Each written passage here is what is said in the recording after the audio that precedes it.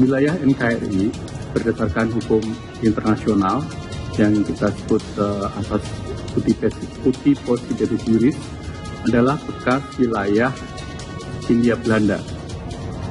Dan dalam konteks ini, Pulau Pasir atau Asmori tidak pernah menjadi bagian dari wilayah Hindia Belanda.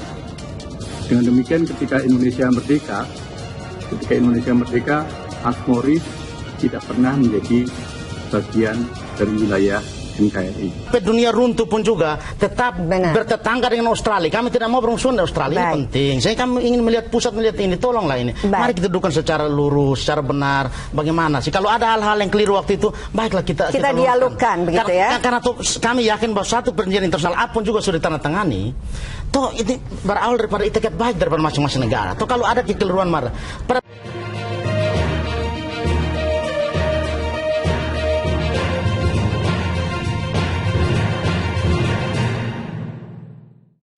Pulau Pasir, ikhlaskah kita melepaskannya? Sikap Kementerian Luar Negeri Kemlu kita sudah sangat clear dan tegas soal Pulau Pasir, yaitu bahwa Pulau Pasir atau Asmara Reef adalah milik Australia yang diwarisi dari Inggris. Klaim masyarakat adat Rotendao yang menyatakan bahwa Pulau Pasir sudah lama menjadi tempat persinggahan nelayan-nelayan tradisional Rote. Justru dijelaskan oleh Kemlu bahwa hal itu dimungkinkan karena ada MOU antara RI dan Australia pada tahun 1974 yang kemudian disempurnakan dalam perjanjian di tahun 1981 dan 1989. Bahkan, sebelumnya dalam deklarasi Juanda tahun 1957, Pulau Pasir tidak pernah diklaim sebagai wilayah Indonesia. Deklarasi ini kemudian diundangkan pada tahun 1960 dengan tetap tidak memasukkan Pulau Pasir dalam wilayah Indonesia. Deklarasi ini kemudian diundangkan pada tahun 1960 dengan tetap tidak memasukkan Pulau Pasir dalam wilayah Indonesia, terakhir di masa Presiden Joko Widodo dalam PP nomor 37 tahun 2008, yang kemudian diubah dalam Kepres nomor 6 tahun 2017 yang mencantumkan 111 pulau kecil terluar tidak termasuk Pulau Pasir di dalamnya. Di wilayah Provinsi NTT yang termasuk pulau-pulau kecil terluar dalam Kepres tersebut adalah Pulau Alor, Pulau Batek, Pulau Rote, Pulau Dana, Pulau Sabu, Pulau Dana, dan Pulau Mangudu. Dalam sejarah juga disebutkan bahwa pemerintah Hindia Belanda tak pernah menolak klaim pemerintah Inggris. Klaim pemerintah Inggris atau pulau tersebut yang kemudian diwariskan ke Australia. Walaupun demikian, masyarakat adat tanah Rotendao tetap ngotot ingin menggugat pemerintah Australia ke pengadilan Commonwealth di Canberra. Ketua Yayasan Peduli Timur Barat Ferdi Tanduni telah menyurati Menko Marves Luhut Panjaitan dan Menteri Perikanan dan Kelautan dengan permintaan untuk memperjuangkan kedaulatan Indonesia dalam wilayah Pulau Pasir tersebut. Hal yang jika dilihat dari isi Kepres tahun 2017 tidak mungkin dilakukan oleh Indonesia. Terakhir, Dr. Rahman Sabon yang menjadi Ketua Umum Partai Daulat Kerajaan Nusantara mendesak Presiden Joko Widodo agar memerintahkan TNI untuk segera menduduki Pulau Pasir.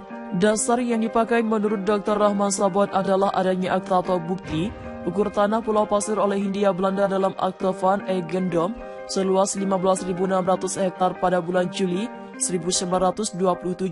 Akte tersebut disebut dimiliki oleh masyarakat adat tanah Rotendao. Pertanyaan kritisnya, mengapa pemerintah Hindia Belanda tidak pernah mengklaim pulau tersebut ketika diakui oleh Inggris? Mungkin tuntutan seperti ini bisa lebih mudah dinegosiasikan dan diperjuangkan.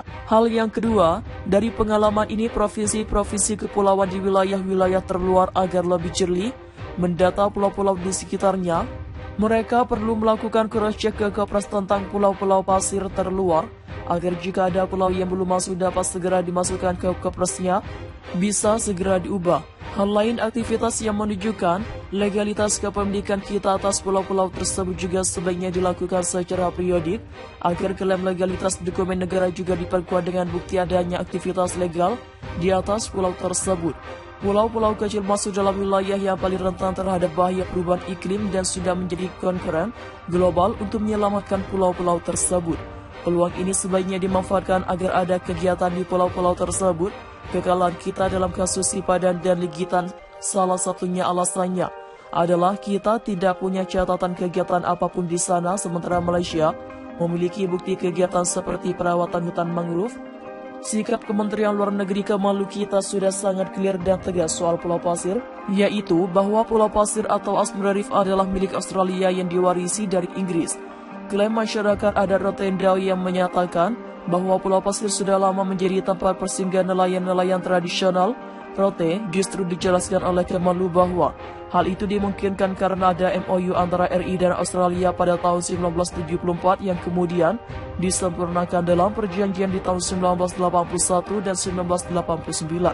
Bahkan sebelumnya dalam deklarasi Janda tahun 1957, Pulau Pasir tidak pernah diklaim sebagai wilayah Indonesia.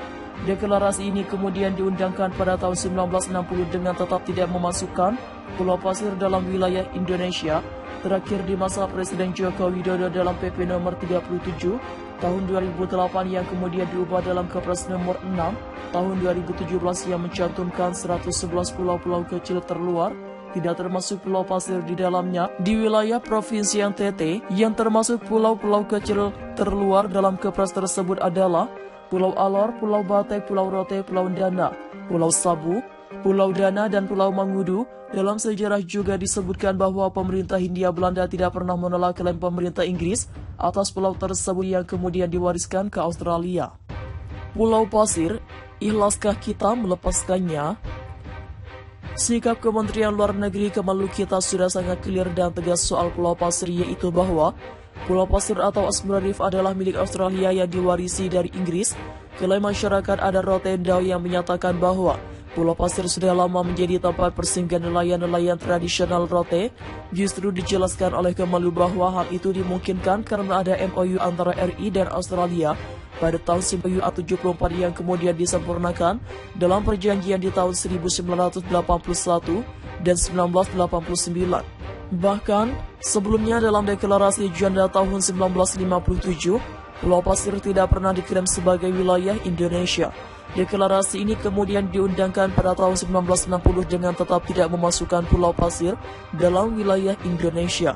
Deklarasi ini kemudian diundangkan pada tahun 1960 dengan tetap tidak memasukkan Pulau Pasir dalam wilayah Indonesia, terakhir di masa Presiden Joko Widodo dalam PP nomor 37 tahun 2008 yang kemudian diubah dalam Kepres nomor 6 tahun 2017 yang mencantumkan 111 pulau kecil terluar tidak termasuk Pulau Pasir di dalamnya. Di wilayah Provinsi NTT yang termasuk pulau-pulau kecil terluar dalam Kepres tersebut adalah Pulau Alor, Pulau Batek, Pulau Rote, Pulau Dana, Pulau Sabu, Pulau Dana, dan Pulau Mangudu. Dalam sejarah juga disebutkan bahwa pemerintah Hindia Belanda tak pernah menolak klaim pemerintah Inggris. Klaim pemerintah Inggris atau pulau tersebut yang kemudian diwariskan ke Australia. Walaupun demikian, masyarakat adat tanah Rotendao tetap ngotot ingin menggugat pemerintah Australia ke pengadilan Commonwealth di Canberra.